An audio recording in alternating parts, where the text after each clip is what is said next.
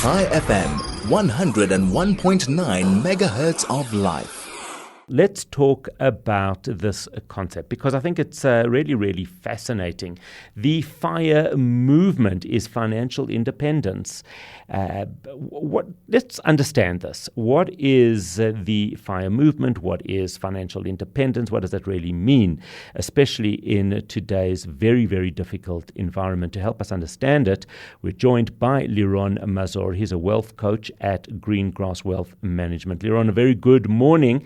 And I'm glad we're finally speaking because, sometimes when just something goes wrong, and I think we were meant to have spoken 3 times this week. So at least we're finally getting it together. I hope you are well. Thank you, Howard. Great to be on your show, and I really appreciate it, and it's no problem at all. So glad to be with you. Let's talk about the FIRE movement. What is this? I think we have to start by understanding what FIRE stands for. Mm-hmm. So FIRE actually stands for Financial Independence, Retire Early. And most people think, okay, great, that means that you're going to work, get a certain amount, and retire. But I think people misunderstand really what it's about. And sometimes the question that we have to ask ourselves at the beginning of the show is the real goal to stop working or to stop being trapped by work? Okay, because it's so interesting. I'm so glad you defined it because I could think of nothing worse than not working.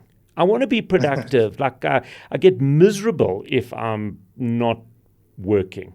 But I guess it's what you're saying is it's the ability to choose the work. Exactly. Let's maybe dig a bit deeper into it. And FIRE is not really about working again.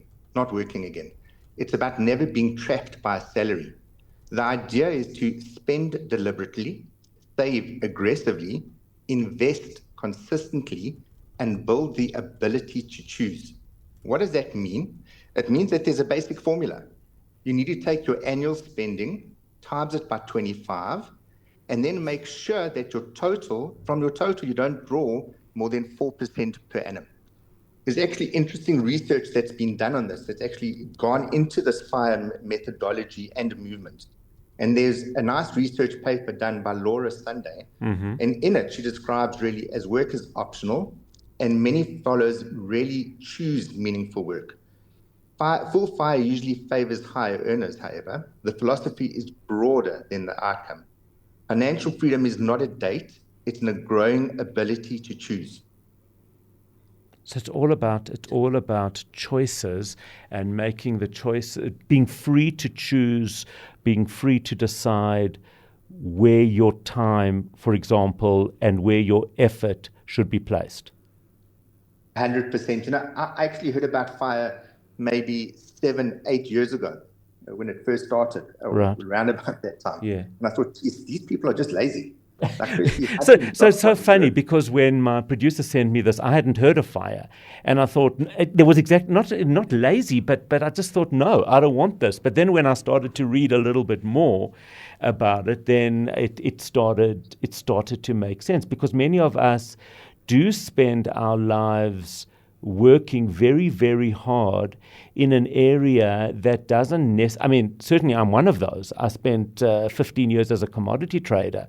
I had fun and I made sure I enjoyed myself, but it wasn't anywhere near what I believed my life mission and fulfillment would be or should have been.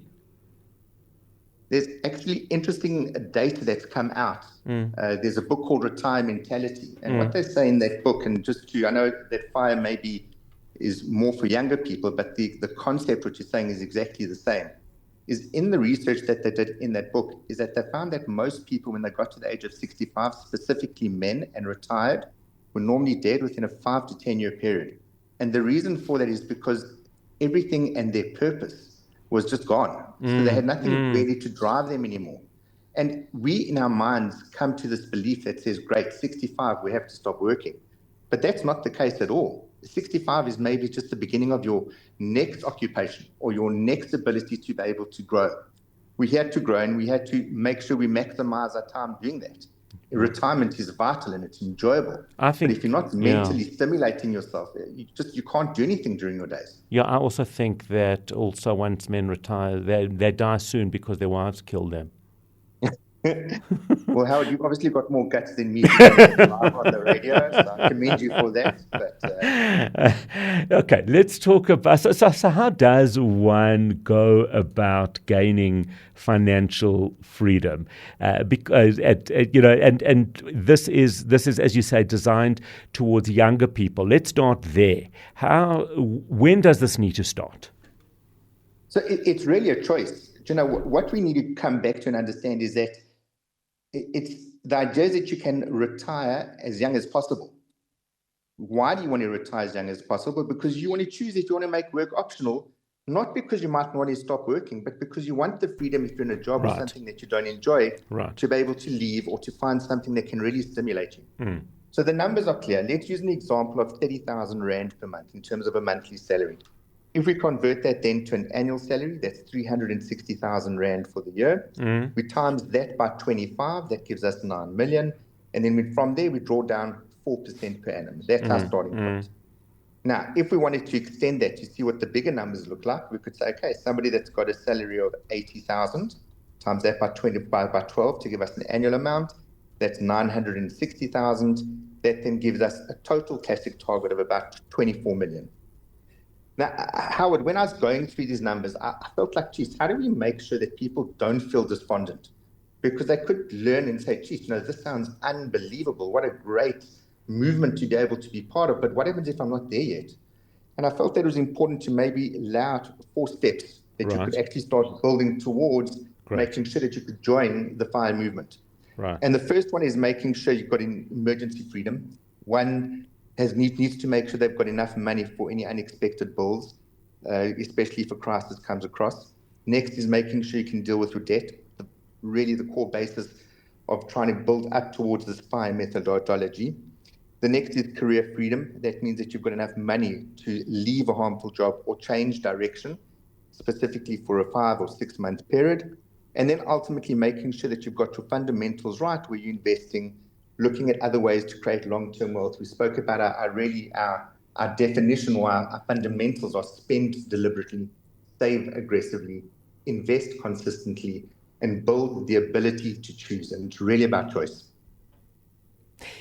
So is there an age where one should start this, or is this really more about when you're ready to focus on that?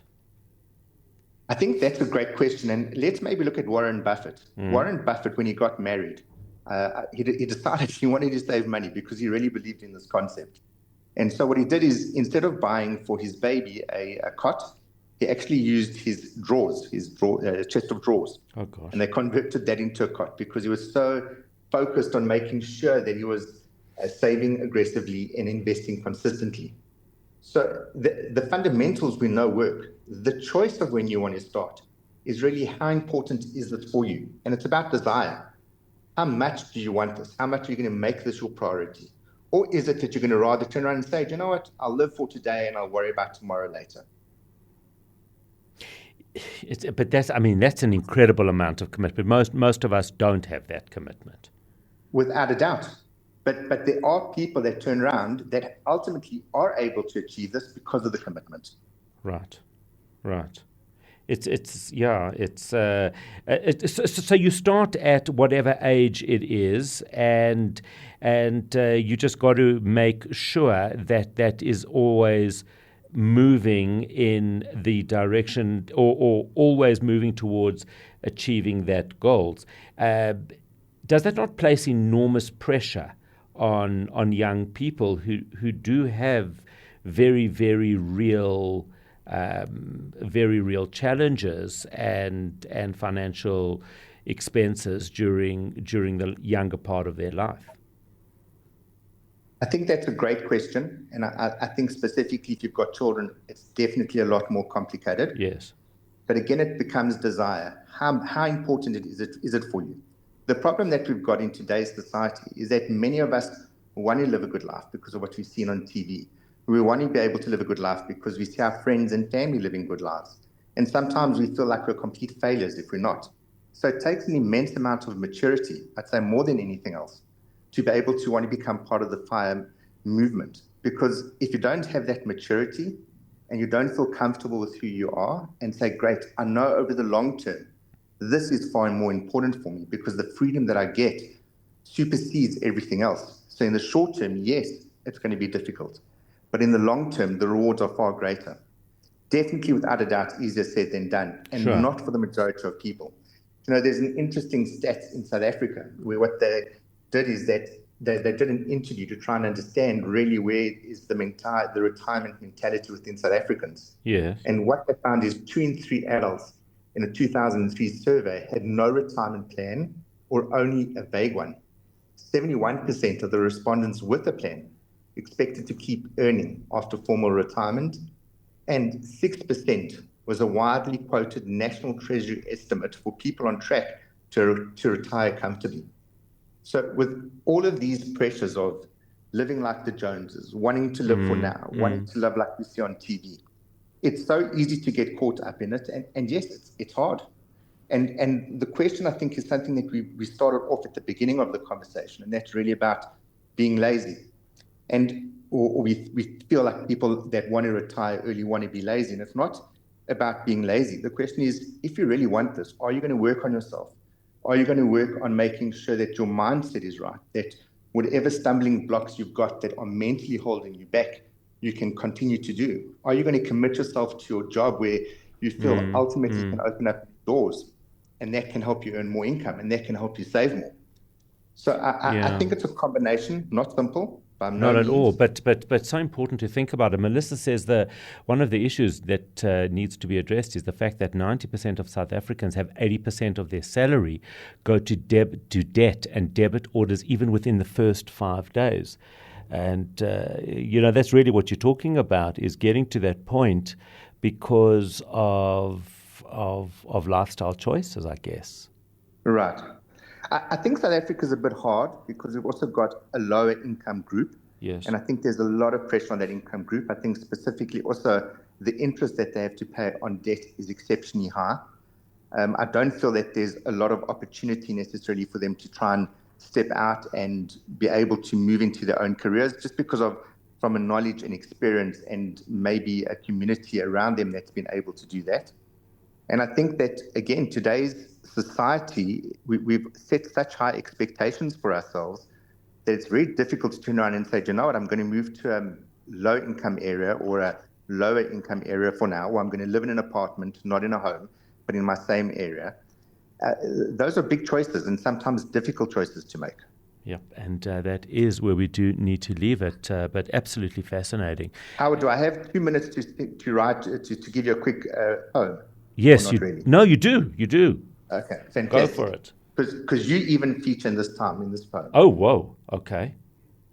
Save what you can and invest what you may, but don't let tomorrow eat all of today. Build freedom with patience, with purpose and cheer. Take one steady step, then another each year. Think it, believe it, then co-create it. Start with your vision, but don't sit and wait. Don't idle or dawdle or lazily roam. Keep working, keep learning, keep building your home. Reach out to Hashem through worry and strain. His love stays beside us through sunshine and rain. When twists make no sense and the pathway feels late, trust everything is good. Hashem guides our fate. If markets turn bumpy or budgets go splat, take courage, reset, and remember just that. What could be worse than your fire plan askew? A bird in your bedroom, then pooing on you. So Howard, keep smiling, his feathers appear. And Liron, keep building your freedom each year. With faith and with effort, with joy as your aim. Make work more a choice and give thanks to Hashem. Shabbat Shalom. Wow, love that. I'm so glad we had that extra 2 minutes for the poem. Liron Mazor, thank you as always, wishing you a Shabbat Shalom.